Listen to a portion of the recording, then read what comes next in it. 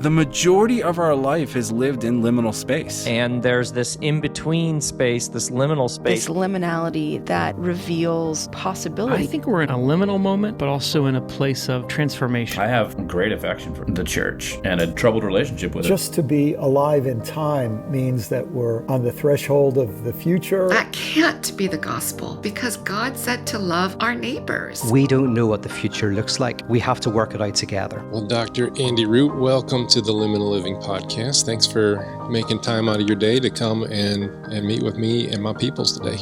Yeah, it's great to be here. Thanks for having me. Yeah, I totally dig your library you got going on here. I see some Hegel behind you. Yeah, there's some Hegel there, yeah.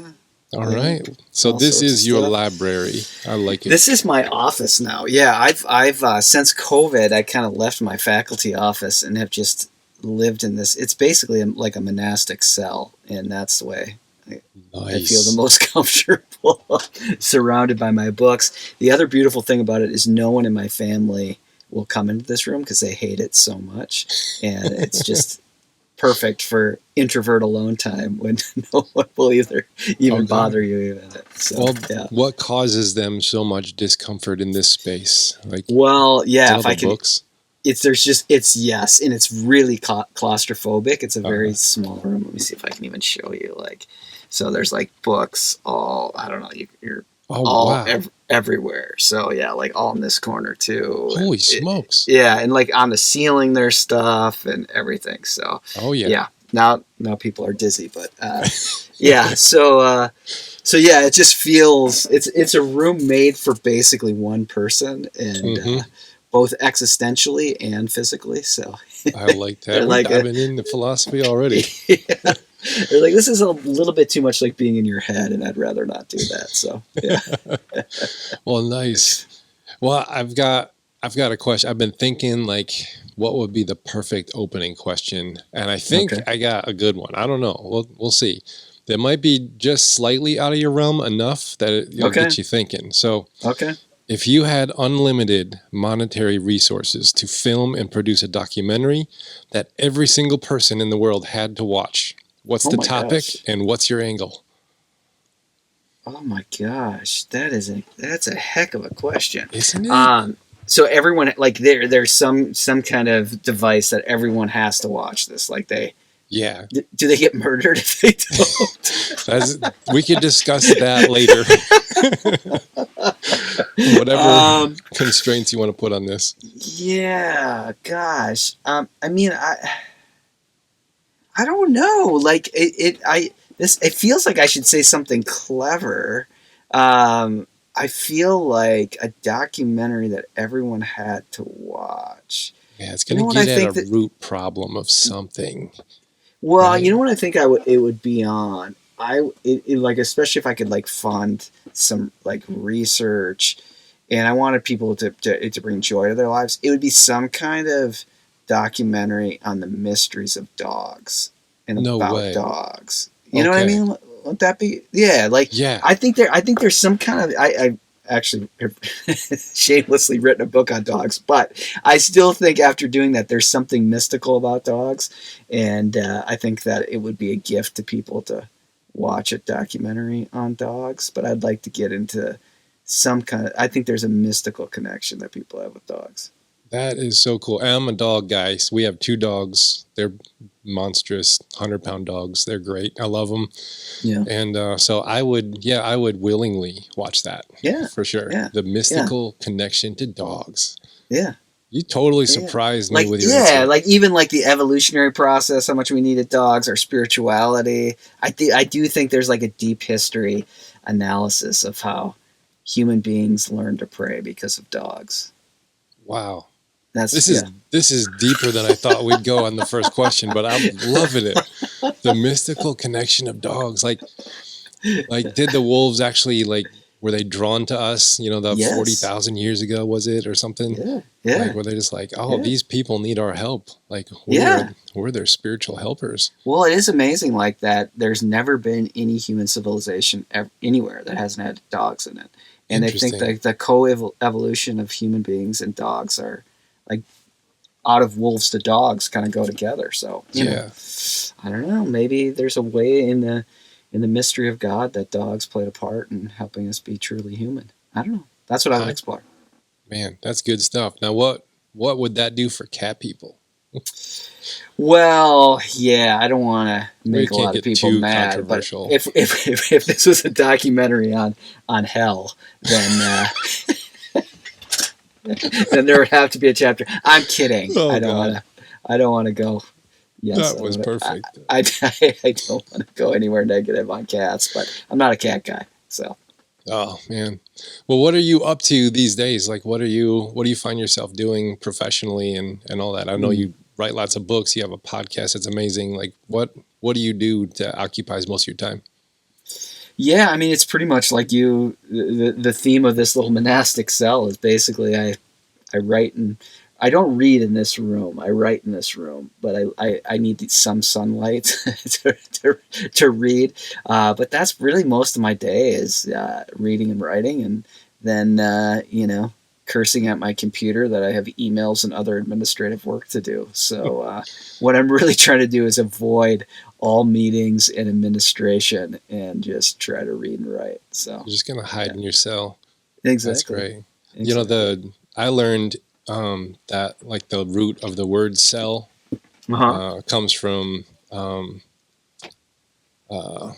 celestial, like it's the place where heaven meets earth, kind of a thing in the monk's cell. And it's the place where we are like redeemed, and so that's why they named prison cells as well, because that's supposed to be where people are reformed and all that. That's very cool. I did not know that. I had John Michael Talbot was one of my teachers in my master's degree, and he taught us all this monastic stuff that I had no idea. So yeah, it's pretty cool. Yeah. Well, what kind of soil did your life grow up out of, and how did faith play a role in that? Well, I don't know if I would say quite literally, but pretty literally. I grew up here. I'm in the upper Midwest now, so I'm in the Twin Cities in St. Paul, and I grew up in a suburb of St. Paul. And, in this part of the world, Lutherans, it's like the only place in the States, at least, you throw a rock, you hit a Lutheran. And so I kind of grew up in that ethos. I Scandinavian grandparents and parents who just kind of went to the Lutheran church because that's where they were baptized and confirmed. So that's kind of the soil, is this kind of suburban, very much kind of like an Arcade Fire song, suburb soil, but where a kind of reverberation of a kind of Protestant Christendom still kind of existed in some kind of way, but really grew up having, and I've written about this too, so I'm just going back to my greatest hits here. But I had one of my first friends I ever had was diagnosed with cancer when he was 4 years old. So kind of where faith, the soil that faith grew up, that faith grew in me, was a soil that was really haunted by a darkness, by thinking even of soil of death and burial, and I think where I had a really speaking of mystical experiences too, I had a mystical experience with Jesus, who came to me in the midst of this loss, and I've just never been able to shake that. I just turned 50, and from a time I was 4 or 5 years old, and dealing with grief, but also just dealing with the existential terror of what it means to be a human being, and awakening to that as a 4-year-old. And it quite literally happened in soil. It was in a house was being dug out in a foundation, and I had a experience of falling into that hole, and it having a lot of symbolic meaning, and praying in that hole, and feeling the presence of Jesus Christ come and be a kind of binding force that ministers life out of death. And I've never been able to shake the depth of the gospel story because of that, and in many ways never been able to shake Luther's theology of the cross because of that experience as a child. Wow. That's definitely going to leave a mark. So are you still in the waters of Lutheranism today? Yeah, I am. I mean, I teach at a Lutheran seminary, an ELCA seminary, but I'm married to a Presbyterian pastor, so I worship in a PCUSA church, a city church in South Minneapolis, and so I live between, and I'm educated at Princeton Seminary and a reader of Karl Barth in some ways. So I kind of live between this Reformed kind of Lutheran kind of world, kind of Presbyterian Lutheran, and am not ordained in any of the traditions. Again, my wife is the ordained minister, and I'm just the pinheaded academic. And so, but yeah, theologically, I kind of live between this kind of Barthian Reformed perspective and this,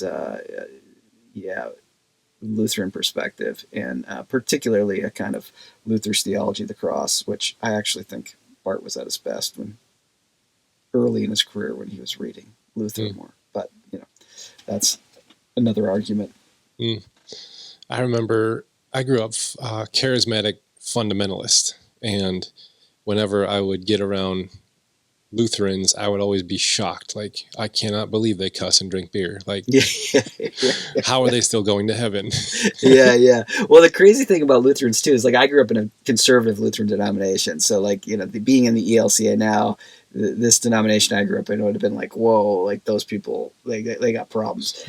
But these same people, very, very conservative hermeneutic of scripture, things like that, drink beer for sure. Like, there were certain ways they were kind of fundamentalists, except when it came to drinking beer, I guess, because Luther drank beer, they had to be able to drink beer. But you'll also have people tell me, they're like, I was with these really conservative Lutherans, and all of a sudden they're like, where's the pub? And I was just shocked by it. I was like, yeah, drink a lot of beer. Yeah. Well, and cuss too in some ways. It's the kind of polemical Luther that, Luther liked a good fart joke and to talk about what he did to the devil while he was on the toilet. So, kind of crass, gross, middle school humor is part of Lutheranism, I guess. Yeah. If I need a good giggle, sometimes I'll just go look up some of those crazy quotes from Luther, there's just things like the Pope can kiss my pimply ass stuff, some of his shots at the Pope were just like, oh my gosh. I know. One of my favorites was he was reading something the Pope put out. I can't remember the context, but he's like, I wonder how hard he had to push to get that fart out. It's just like, oh my gosh. Is he a middle schooler or is he a reformed? Yeah. He invented the middle schooler. He did. He had the bathroom humor down. Right. He got it down. Well, when was there a time when, like, you're growing up in the church and your head is filled with ideas about what God is like and all that? When was there a time where your faith and your mind didn't actually match your lived experience? Yeah. Yeah, I think for me, I'm sure there's been a lot of kind of moments of cognitive dissonance, coming to grips with that stuff, and but probably for me, growing up in this conservative Lutheran denomination, I ended up at a Baptist kind of classically evangelical college, and in some ways that really fit perfectly the kind of piety that I had grown up with. And kind of view of scripture that I had grown up with. But I really remember kind of end of my junior year, my senior year, just finding the whole, I guess it was the kind of sense of kind of inner sanctification that one could find, or this kind of larger evangelical late 90s kind of sense that that you could be close to God if you just really willed it, if you just really wanted it. And I remember just feeling like that there's something amiss there. That it just, no matter how much I wanted to will and be close to God, that there was a distance there, or there was just a kind of inherent kind of works righteousness that again kind of drove me back to Luther's theology of the cross in some way. So I think it was even more than kind of doctrinal for me. It was a kind of disposition of what it means to live the Christian life, and what it means to actually live the Christian life out of confessions of impossibility, as opposed to what I couldn't manifest within myself for God. And so, yeah, I mean, I think there was a kind of a young adult experience of trying to figure out what does it mean for me to live the Christian life, I think. But again, it went all the way back to that early childhood experience where I found the nearness of God was not in the ways that I could kind of work myself towards holiness, but in hell. Like I experienced God in an experience of hell, that God comes and is this binding force in hell, bringing life out of death. Like that, yeah, that there's the way that I had to live my life is open to the gift of God's grace, the gift of God's mercy, the gift of God's ministry in these places that of impossibility within me, not in what I could manifest or what I could create, I think that was probably the biggest. Yeah. I can see like having some kind of experience that you can't quite describe and label as, 4-year-old. Yeah. And then growing up, you're like, I got to find the right labels. I got what words do I use to describe and slap on this? And then you run into the problem, the limitations that language has. And I found a lot of deconstruction happens just around language and vocabulary. And it's like, well, I called it this, but now that's not good enough and not big enough and all that kind of stuff. Yeah, absolutely. Yeah. Well, one of those words is evangelism. Like, I am allergic to that word, I think. Yeah. But when I saw the title of your book, I was like, that's different for some reason. I don't even know why. So what exactly is going on in the world right now that you decided to write a book called Evangelism in the Age of Despair? I'm just like, okay, that really caught my attention. So what's going on? Well, it's a pretty clickbait title, I think. I didn't come up with it, so I've been doing this on other interviews too, and blaming Jeremy Wells at Baker, the marketing the director there, the head of marketing there, who came up with a great title of it. But I mean, it does really emphasize. Obviously, the first word in the title is evangelism, and in some ways, the book it's of course about evangelism. But more so than about evangelism, it's really about a theology of consolation, and that's what I'm really kind of trying to front here. And you can see from my first experience that the way I experienced God, and in many ways you could say like the way even as a 4-year-old I was evangelized, if you even want to use that term, was through an experience of consolation, really finding a God who consoles, and then finding a Christian community that consoled. I mean, I have vivid memories of these old Lutheran ladies praying for me. Like that was like a powerful transformational dynamic. But the reason to even focus on evangelism is because I've had all these very odd experiences with church folks, whether pastors or lay people, and a lot of them from more kind of progressive mainline communities who will say things to me almost under their breath, almost ashamed, like, we've tried everything in this church, and I guess maybe, I hate to say this, but, maybe we need to try evangelism. And really what they're getting at is they are in the throes of decline, and what they want is to get out of decline. They want more people to come to their church, and they're even willing to try evangelism to do that. Mm-hmm. So what I'm trying to do with the book is to say, that's a kind of crappy way to think about evangelism. First of all, there's something kind of crappy about thinking about evangelism as a bad word. And I get why we feel that way, but maybe we need to think about it differently. But then at the other side of it is like, we shouldn't run to it then to try to give some kind of religious patina to really what we're talking about is marketing here. Well, maybe we just need to market this and we should use evangelism, and maybe calling it evangelism will have more weight and will actually work. I just don't think, I think that betrays maybe a deeper theological reality, but particularly in this moment is not very helpful. Mm-hmm. And so the second part of the title, In an Age of Despair, is really ultimately kind of thinking about what is evangelism. I mean, maybe one of the reasons evangelism stays on, say, seminary curriculums, or is still maybe you are interested in talking about it on your podcast, is it does have a certain overtones that it has to be contextual. So there's some way that we have to read the culture to do evangelism. And I think what we unfortunately have thought is we've kind of intuitively sensed that people are after being happy, And what evangelism could do, or the message of evangelism, or what evangelism offers, is that we could make our congregations or even our belief system another way, or maybe a primary device for you to be happy. It could help you with your happiness. It could add to your happiness. So in a broader kind of cultural way, that I think at the core, we see ourselves, particularly as Americans, but maybe just as Westerners, as hunters of happiness, that we just want to be happy people. And I think we're in the third decade here of the 21st century, that what we've discovered is that actually these are not very happy times at all. These are I think people are quite miserable. These have been, or to maybe say it this way, these have been sad decades, these first 3 decades of the 21st century. Mm-hmm. And there's some real external reasons for that. But one of the reasons we're just so deeply unhappy, I think, or so sad, is because our highest good is to be happy.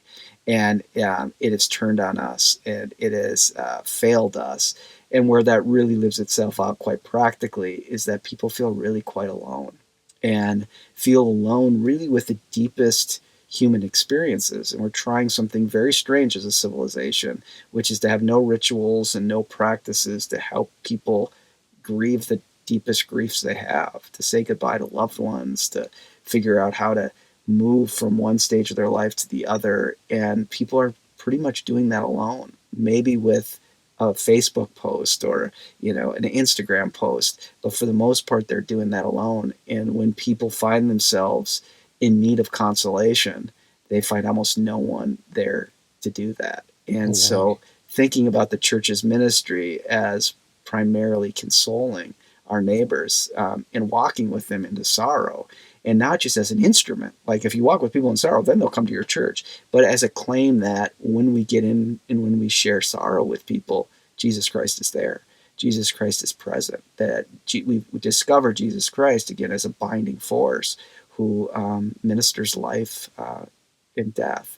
And so I think this is what I'm trying to get at, as evangelism is more sacramental than some kind of strategy of getting people into some kind of club, but into an experience of where the divine meets the human in the midst of loss and suffering.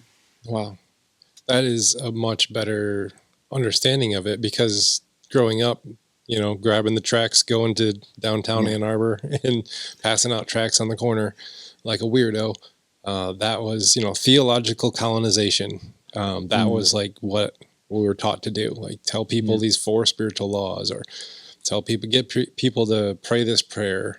And then we came a little bit more covert about it. And it's like, now we're just going to do fun things at our church, market it really well, and try and get people to show up, and call that evangelism. And like what you're hinting at is just something a lot, I guess it's got a little bit more grit to it. Like you're meeting people right where their humanity is like intersecting their experiences of life, not just giving them ideas about what ought to be. Yeah. I think we do that though as a society. Like we're, even in non-religious spaces, they have that like trying to get your optimal performance and potential and your best self and all that other stuff. And then we got coaches that are helping people achieve their best self and all that kind of stuff. But it's not making us happy, as you said. That lack of and in many ritual ways, is stuck. And to your point, like in many ways, all of like marketing, like basically like the story of Mad Men, like the TV show Mad Men, like since the late 60s, all marketing has become lifestyle marketing. It's not what the product does, but it's what the product means. And at that level, and some of these theorists would even say this, like that they learn from cults. And so really what people are trying to do when they're marketing to us is evangelize us, so I really want us to kind of pivot away from thinking of it that way, that what we do in evangelism is really lifestyle marketing with Jesus as the product. That seems like a really flat and problematic way of thinking about what it means to invite people into the good news. And evangelism is the angelic message, the message of the good news, it really is this message that this God of Israel made known in Jesus Christ takes what is dead and brings life out of it. And that when we are lost, this Jesus Christ goes to find us. And when we have to say goodbye, that this Jesus Christ sees us through these great events of goodbye. That's a very kind of different vision, I think, than religion, lifestyle marketing, but we so often think of it that way. We think of even our political party affiliation as a kind of form of evangelism, and we're trying to be converted to this way of thinking or even way of practice, but it is very instrumental, and I think that's the ultimate danger, is the kind of instrumentality that evangelism often becomes. And I tend to be one, and it's been the kind of through line of my work, that the biggest issue we face in ministry, particularly Protestant ministry, is the way that the modern project instrumentalizes everything. And if we allow our relationships in ministry to be instrumentalized, then we lose the dynamic kind of sacramental reality of where God becomes present. But that's the danger. And evangelism, I think, to your point, like hating that word, it's been kind of the most instrumentalized form of Protestant ministry. And so trying to redeem it, but the only way to know how to redeem it is to take it into Luther's theology of the cross and into what's been called in the tradition the theology of consolation. Yeah, if you could summarize Luther's theology of the cross for our listeners who are not going to be very well versed in Lutheran theology, if you could give a quick summary of that and what it means. Yeah, well, we're back to the bombastic Luther, who's the polemical Luther making an argument. But in the Heidelberg Disputation, Luther says that he contrasts a theologian of the cross with a theologian of glory. And he thinks a theologian of glory calls good evil and evil good. He says this in the Heidelberg Disputation. And a theologian of the cross calls a thing what it is. And so the question is, what's the thing? And the thing is that I think this is a way of summarizing it. The thing is that you are a creature who cannot save yourself, and that you are a creature who will have to face deep moments of darkness and suffering. And this God becomes present in those experiences, that this God reveals God's self primarily in those moments, that God is nearest to you, not when you are happy, satisfied, conquering, being your best self, but God is nearest to you when you are up against impossibility and loss. This is the very terrain where God makes God's self known.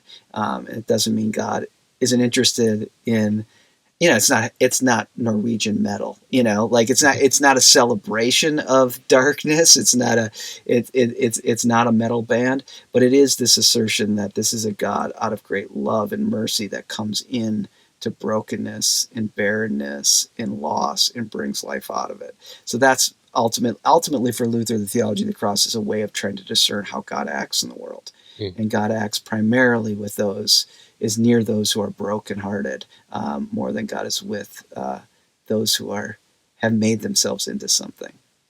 That does not fly in our culture today. No. Yeah. But, which was one of the premises of the book, is I had read this book called The Wellness Gospel. And, it was all from this New York Times author who she'd written about the wellness industry, which was really about, finding your best self. And she said the whole book starts with, my father died and there was no one. My yoga instructor did not come and sit with me after my father died. Everyone gave me well wishes from a distance, but it was everyone just moved on. And so there is a kind of sense that broadly within our culture that if you can keep excelling and keep making yourself into something, then you can be happy. But your father dies, or you're wrestling with the dark night of the soul. Is there anyone there to be with you? Yeah, I do 30 funerals a year. I've just the funeral homes. There's your plan A. If they don't have a pastor, you're plan A. And you're describing what I try to do at a funeral. I don't get real preachy. I don't throw theology down their throats. I just tell them I celebrate their loved one. and their memories. And, we talk about grief and what it's going to do, what it's going to feel like, how to walk it, how to ask for help, and really just how to not let this moment bog you down and you stay here, but how do we progress through, moving through the grief, processing the grief, because we don't know what to do with grief. And I say the same things at an atheist funeral as I would the fundamentalist Baptist Sunday school teacher. And because it's very human and meets people where they are and gives them what they need, that term ministry of consolation just really I think that describes what I'm trying to do at a funeral. And people come up to me at every funeral I do without fail, and they say, how come nobody's ever told me that before? How come no one's ever told me what grief is and how it's going to affect me and what it's going to feel like? And why doesn't anyone else do this at funerals? It seems like it should be the thing to talk about. But, Right. But it's also not just the words I'm saying, but the presence I'm trying to give them. Yeah. It's this ministry of consolation. I really like those words. Yeah. And there is a deep sense, I think, in this. Sometimes it's called the thin tradition of the theology of the cross, because it's been there throughout the tradition, but it's as Jürgen Moltmann says, it's never been much loved. It's hard. It's a hard word that God comes primarily in suffering and brokenness. We all want to avoid that, but there is inside this tradition, and Moltmann particularly works this, is this deep sense, and it's contested, but this deep sense that God suffers, that God grieves, that God knows the experience of grief, that the inner life of the Trinity, that grief and the experience of loss is within that. And Moltmann is really building off Luther there, that there's this deep sense. So to share in the point of that is to share in another's suffering and to console them. This is the sacramental element, is also to participate in the very being of God. Because in what binds us to God is not our good works, but our suffering, because this is what God experiences it. So there's a communion around suffering and loss and grief, that the very God of the universe knows that experience as the Father loses the Son, and the profundity of that reality, and acts over and against to conquer that separation and bring life, and promises us that same experience, that same salvation and resurrection because of that. But that becomes real grief, real loss. And yet God is one who inhabits that space and has inhabited that space. I've noticed in certain theological circles, they tend to glorify the suffering and the pain, and being this is going to make me stronger, or it almost seems cyclical. Why did God put me into this scenario where I lost, a loved one? Well, to make you stronger. Okay, that's good. I'm stronger. But for what? To handle the next tough thing God sends your way. And it becomes this cyclical thing. And people really tend to they gravitate towards this over glorification of suffering. And I've found that you don't need to glorify it. It's just going to be present in everyone's lives. Why do you think we're drawn to it in that way, kind of in a morbid kind of a way? And how do we avoid morbid fixation on that in the midst of the reality of it? Yeah, well, I think the morbidness, it can go in a defeatist direction, where you're just life sucks so bad that I can find some, it's a little bit like the weird kind of sadistic joy you can get on just keep pressing bruise. You know what I mean? It hurts, but it also kind of starts to feel good in a kind of hurtful way. So there's a kind of morbidness that we can fall into. But to me, that's one trap. But the more sadistic and problematic trap is to see your suffering as a kind of form of personality workout. What doesn't kill me makes me stronger, and this is just preparing me for the next battle. Or, you hear professional athletes say this, we got knocked out of the first round of the playoffs, but that's just going to make us better next year. And, eventually we'll win the championship. And I just think that's a kind of neoliberal capitalist positive spin on loss. And I think that can be deeply problematic. I think one of the reasons to concern ourselves with this loss is because it's just fundamentally human. No one gets to live a human life who doesn't say goodbye. Like, we're always saying goodbye. And the question is, do we have any meanings in these goodbyes? Do we, and even more so, is there any kind of presence that meets us and gives us some kind of narrative and story to hold to on what happens in these great goodbyes? But no human being gets to live a life without saying goodbye. And a culture and a society that tries to deny or ignore or just be distracted from the great goodbyes of human existence is a diseased culture and society. And I mean, we're pretty close to that, if not at that, as a kind of American society where we just, it's an amazing thing that, I don't know if you've done this with your congregation, but, group of people, you remind them they're going to die, they get really unhappy with you. Like, that is not something they're happy to be told. And yet, sitting in a church on Sunday, everyone there, the one promised shared experience we are going to have. I mean, there's many of them, but one of them is we're all going to die. No one gets out of that. No one gets off this planet alive. And the second one is that we're all going to have to say goodbye. We're going to have to say goodbye. We're saying goodbye to our children as they move to a different stage. We're grieving in small ways the fact they're not little anymore, or we're having to say goodbye to friends as they just move across the country. Like, the human experience is a life of saying goodbye. And the question is, I think for us, is there any significance in that? Is there anyone who will journey with us in that?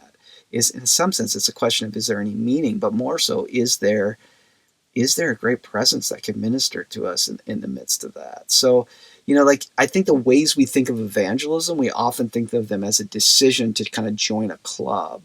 And the tradition that I'm trying to work out of in this book is to think of evangelism as an invitation on a journey. It's an invitation into pilgrimage.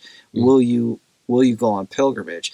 But as the 14th century mystic John Gerso says, that to go on pilgrimage in this way, you have to do it ad diem. And he means that ad diem to God. No one goes on pilgrimage not to God. But ad diem was also an idiom in 14th century Paris. So for goodbye, you would say ad diem to God, goodbye to God. So there's a kind of dual meaning here, is that the pilgrim who leaves also makes a will and testament and walks into their death and says goodbye. And I think what pastors in the congregation do is invite people into pilgrimage and help them make sense of and walk towards God as they say goodbye. And there's no great love affair that doesn't have to say goodbye in this life. And so I think that's the kind of direction I want us to think about this. Yeah. That concept of pilgrimage is really, like, that resounds. And I don't find a lot of churches that invite people on pilgrimage. They more of like, they proselytize spiritual tourism. Yeah. It's like, hey, come Absolutely. and leave with these souvenirs. It's like, exactly. And a few nice experiences along the way. Yeah. Like, we'll inspire you and fill you with all this happy, positive wellness, good stuff. And you leave with a coffee cup, with our logo on it. And it's like, it's more tourism. What would a church look like that is inviting people on pilgrimage look like that would also be welcoming and inviting, but not necessarily just like that wellness tourist, entertainment kind of lifestyle, even though that's our main language. How could we talk to the groups who are expecting that out of a church? Yeah. When the reality is like, no, we're going on pilgrimage. Right. Well, it goes back, in some ways to your 4 spiritual laws, because I had those experiences too of like, you take your 4 spiritual laws and now you're going to do evangelism because you're going to get people through those 4 spiritual laws and say, do you accept that? And then what? Then you're in this kind of group, I guess. But really, I think what evangelism is really just to say, walk the path with us. And And all we know is that we're aimed towards God. And so what we're going to find along the way, we don't know. We do know we're going to have to say goodbye as we do this, but there's going to be a sense of discovery along the way. But there is a kind of wager in a pilgrimage that we will meet. We will meet God here. We will discover something in the midst of our sorrow and our suffering. I guess the connection to like the 4 spiritual laws and the walking of pilgrimage is to think a bit, and I work on this in the book a bit with the polymath Blaise Pascal, maybe one of the greatest minds of European history. And what everyone knows about Blaise Pascal is his wager, and Pascal is kind of known as one of the great converts of the Western world. This guy who basically creates the calculator and probability theory that's still used by Geico in Las Vegas. Oh, wow. And he discovers this because he is a gambler. Like he goes to these Parisian salons and gambles, and so he's a kind of mathematical savant. He teaches himself like advanced algebra in his bedroom because his dad won't let him learn mathematics, and so like it's all rock and roll. So he just goes to his room, pouty, and learns it himself. But he has this conversion experience, and he writes. They find this in his jacket after he dies. This little piece of paper that says, "Not the God of the philosophers, the God of Abraham, Isaac, and Jacob. Fire, fire, fire." But he didn't really talk about what that experience is, other than he had a kind of change of heart. But he writes in one point about the wager, and almost every particularly conservative Protestant I know uses the wager, and they almost completely misrepresent it. So they imagine this is the wager. That Pascal said there either is a God or there isn't a God. If you wager that there is no God, and then therefore live as if there is no God, and then you die and find out there is a God, well, you're screwed. Like, you're completely screwed. But if you wager there is a God, and then you die, and you find out there isn't a God, well, you don't really lose anything. See, good wager. Vote on God and come forward and accept Jesus as your Savior. And you only have to be like a 13-year-old kid to go, wait a minute, no. I actually lose a lot if I bet there is a God and there isn't. Like all the fun my friends could have had at Las Vegas, I actually lose a lot here. And that's not Pascal's wager in any way. That's the way I understood it, though. Yeah, so that's the way we were all taught it too, you know. But Pascal's wager is actually something a bit more, well, a lot more existential. And his point is, you can never really be happy. That the human soul cannot be happy. This doesn't start as a good sign for Pascal, but his whole point is he's tried it. And he knows this because he's been a gambler.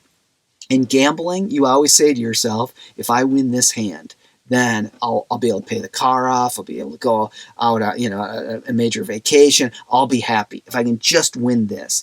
And so you're very intent on winning. You win, you go away, and it doesn't take but 20 minutes or a day, and you can feel the pull to go back. The contentment of just being happy never occurs. And yet this is common American discourse. People say, I just want to be happy. If I could just be happy. And Pascal's point is, you can never really be happy. The human soul is never satisfied in and of itself. It always longs for something. You can't find contentment and completion in yourself. But here's the wager then.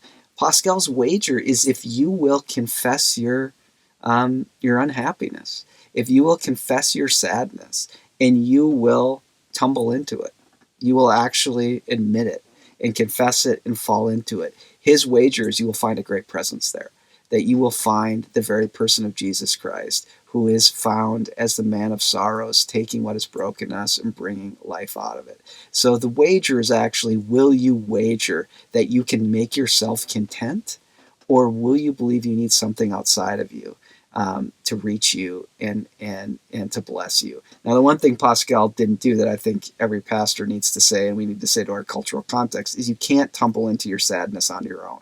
It could become too dark. You need a community to join you.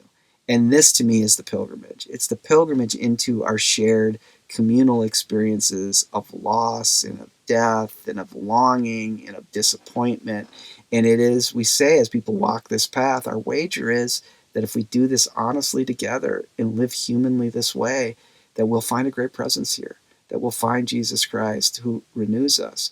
How do we know it? We only know it because we've had these experiences before. But we just walk it in fear and trembling, in hope and longing. But to me, this is what I think Pascal means by the wager. It isn't just some kind of simplistic way to avoid the existence of God or not. It's the way to encounter the God of Abraham, Isaac, and Jacob, who meets as fire, who meets us in death and brokenness and consoles us with hope. That is not how I understood Pascal's wager at all. Yeah. Wow, that's very different than the one I knew. Yeah. We're talking a lot about sadness and death, and I mean your book is about evangelism in the age of despair.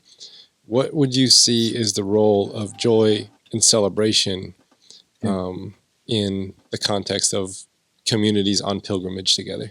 Yeah, I think it's essential, and I know that like anyone who's listened to the first half hour of this, 40 minutes of this, like, this dude is a dark, unhappy guy.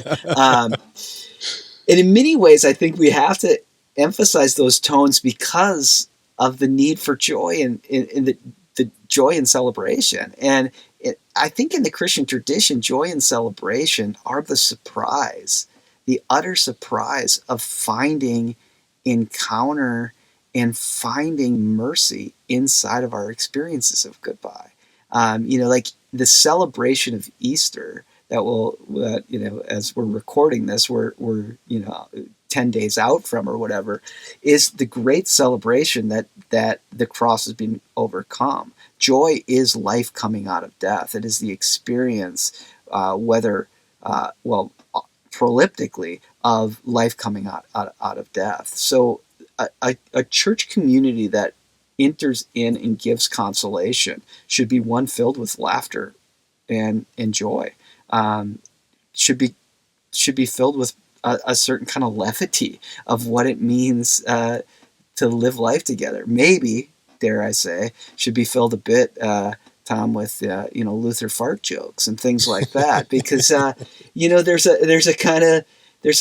kind of sense of freedom in this, that it's not about what you make of yourself, it's about the gift that you receive, and the gift that you receive that is utterly comes to your impossibility and gives you new possibility. I mean, that's something to be utterly celebrated and longed for. But when you're afraid of the dark, I mean, this is going to sound too much like a Hallmark commercial, but when you're afraid of the dark, you can never see the incredible contrast of light in the midst of that. In most of kind of American Christianity that's obsessed with happiness has been so afraid of the dark elements that not only does it mean we can't really stand with our neighbor when they're in the dark, but that we lose the incredible contrast of the Christian story, of the Easter story, of from utter darkness that we leave on the Good Friday service to the floral light of Easter. It is this light that comes out of the empty tomb. So the Christian community should be one of utter celebration. But this celebration is the joy that comes unexpectedly, comes as great mystery, comes as a great turning of the world, in a way that gives us utter hope. It's kind of like we can't get to joy unless we acknowledge all of the grief that we have been carrying that we think we're not allowed to mention. Right. And so, I like that. We do have to at least bring up the fact that we're not happy all the time, but that doesn't mean that we can't experience joy. Mm-hmm. Yeah. And I do think joy and happiness are a bit of a different genus. Like they're a bit of a different animal. You know what I mean? Like, and no one should be, I want to be really clear, no one should be against happiness. Right. Like happiness is a bit like money. If it comes into your life, you should take it. You know what I mean? Like, Right. no one should say no, thank you. No happiness for me.